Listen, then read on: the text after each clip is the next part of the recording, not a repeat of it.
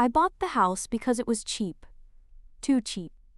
A 2-story Victorian with ivy-covered windows, an overgrown backyard, and the kind of silence that feels too deliberate. The realtor smiled a little too wide when I asked why it hadn't sold in 30 years. "Just needs some love," she said, "nothing you can't handle." Then she handed me the keys and didn't stay for the walkthrough. Most of the house was dusty, sure. Cracked walls, yellowed wallpaper, creaky stairs. But one thing stood out. The basement. It was sealed shut with 6 rusted metal latches. Not from the outside, but the inside. That alone should have made me walk. But curiosity is a hell of a drug. That first night, I heard scratching. Soft, subtle, like fingernails dragging across hardwood. I froze, my ears straining. It was coming from beneath the floor, from the sealed basement. The next night, it happened again. Same time, 3:11 a.m. I pressed my ear to the floor. The scratching stopped. Then something tapped back. 3 knocks, steady, like it knew I was listening. I recorded the sound with my phone. When I played it back, there was a voice under the scratching. A whisper, distorted, but I could make out the words. "Don't leave me down here." I nearly dropped the phone. Because the voice, it sounded like me. I texted the realtor in panic. She replied minutes later. "Did you unlock it?" "No," I wrote. "I haven't touched it."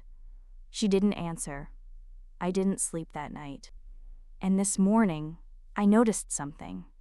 One of the 6 latches, the top left, was hanging loose. I didn't touch it. I swear I didn't. And now it's 3:10 a.m. And the scratching is louder. I didn't sleep. Not really. I sat on the floor, in the hallway, outside the basement door, flashlight in one hand, a crowbar in the other. The house was dead quiet until 3:11 a.m. Then the scratching returned. Only now, it was more frantic, more desperate. Not just one hand. It sounded like many. Dozens of fingers clawing at the inside of the door. The loose latch began to jiggle. Just slightly, like something was testing it. Like it wanted to see how weak I'd gotten. I backed away slowly, my breath caught in my throat. And then I heard it again. That voice. But this time it was clear. It whispered, "We remember you." I froze. I don't know what came over me, but I ran. Grabbed my keys, bolted outside, didn't even lock the door. Drove until the sun came up. I sat in a diner 2 towns over, staring into a cup of cold coffee, trying to convince myself I was just sleep-deprived, hallucinating. But when I came back home, every single light in the house was on, and the front door was open, wide. I stepped inside cautiously. Nothing seemed disturbed. Until I got to the basement. All 6 latches were undone. The door was open, just slightly. Enough to see the darkness inside. Enough to feel the cold, wet air breathing out from below. I should have left. I almost did. But then I saw the writing. On the wall beside the basement door. Scratched into the plaster with jagged, splintered fingernails. "You left US once." And below it, "Don't leave again." I don't remember ever being here before. But the house remembers me. And whatever's down there, it's not just waiting. It's coming up. I didn't tell anyone. Not the police, not the neighbors. I couldn't even explain it to myself. I kept the door closed, relocked what I could, shoved a dresser in front of it. Then I slept with the lights on. But the next night, the dream started. Dark stairs, breathing walls, and faces I don't remember but that seemed to remember me. A child with hollow eyes, a woman with a stitched mouth, and all of them whispering, over and over. Come back down. I woke up drenched in sweat, the hallway light flickering violently. And then I heard the basement door click. Soft. Like it was closing itself. I crept over slowly. The dresser had been moved. The locks were off again. And the door was wide open. I wanted to run. But instead, I went down. The air was thick. Heavy. Not dusty, not musty, but wet, like a room that had been crying for decades. The stairs creaked beneath me. Each step felt like a betrayal. The flashlight flickered as I reached the bottom. And then, nothing. The basement was empty. No furniture, no boxes, no monsters. Just a concrete floor, damp walls, and claw marks. Everywhere. Hundreds of them. Tiny, deep, frenzied. Like someone or something had tried to claw its way up for years. But worst of all, there was a mattress. Old, moldy, tucked into the far left corner. And something was lying on it. I froze. It wasn't moving. Until I stepped closer. Then it breathed. Shallow, wet, gurgling. The flashlight caught its skin.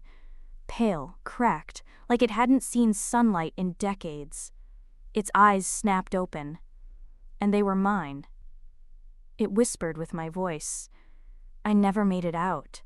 I screamed. Ran. I don't even remember the stairs. Just the cold air chasing me, the sense that I was being pulled back down. I slammed the door. Threw every lock I had on it. But I still hear it breathing. And now I can feel it dreaming. Inside me. I haven't left the house in 3 days. I try. I get to the front door, hand on the knob. But then I hear the breathing again. Not from the basement. From inside my chest. Like something is sinking with me. Learning me. Becoming me. I look in the mirror, and for a second, I swear. My reflection blinks before I do. There's a sickness crawling through my skin. Sometimes I feel it under my fingernails, writhing. Other times I wake up with scratches on my arms. I don't remember doing them. But they're always in the same pattern. 3 lines. Like the symbol etched onto the basement wall. And now, things are moving. Photos on the shelves, shifted. Chairs that face the basement when I'm not looking. The lights flicker when I say certain words. Like it's listening. And choosing what it wants to hear. I tried sealing the door again. Nailed it shut.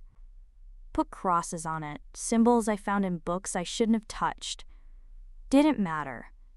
Last night I found it wide open. And this time, the stairs were covered in muddy footprints. Small ones. Like a child's. I don't have a child. Then, just before dawn, I heard laughter. Tiny, giggling. Coming from inside my bedroom. I turned on the light. Nothing. Until I checked under the bed. Carved into the wooden frame were the words. You used to play with us. I'm losing time. I found a journal in the attic, written in my handwriting. Dozens of entries. All signed by me. But they're dated 1987. And I wasn't even born yet. One page just says, over and over, I went down alone, but I didn't come back alone. My phone stopped working. Screens go black when I try to record. Neighbors won't look me in the eye anymore. And just now, I caught something on my voice memos. Not a scream, not scratching. Breathing. Then 2 words in my voice. Open it. I haven't spoken to anyone in days. No one answers when I call. No one knocks. It's like the house has cut me off from the world, or cut the world off from me. Every mirror in the house now shows something slightly off. In one, I'm smiling when I'm not. In another, I blink too slowly. And in the hallway mirror, I'm not there at all. Something's replacing me, copying my voice, rehearsing my movements. I caught it last night in the reflection of the microwave door, standing behind me, head tilted, smiling. When I turned around, there was nothing, but the reflection stayed for a second too long. Then it waved. I don't know when I stopped eating. I can't taste food anymore. Everything smells like damp wood and soil. Even water feels wrong in my mouth. Like it doesn't belong in this version of me. I found a video on my phone. It was me, talking to the camera. Same clothes I wore yesterday, but I have no memory of recording it. The video ended with me whispering, "It's better if I stay down here." I checked the basement again. Everything's quiet, no breathing, no scratching. But the door won't open now, no matter what I do. No locks, no nails, just sealed shut from the outside.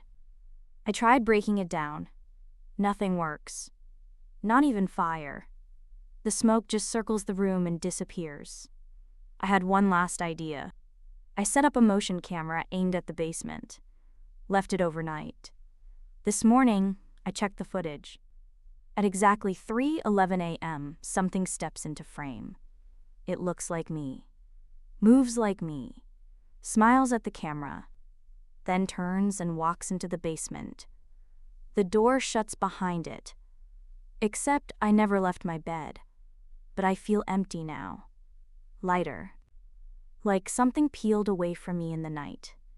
The door's still closed. But I can hear laughter. Closer. Inside the walls. Inside me. And now, every time I pass the hallway mirror, I don't see myself. I see it. And it never blinks.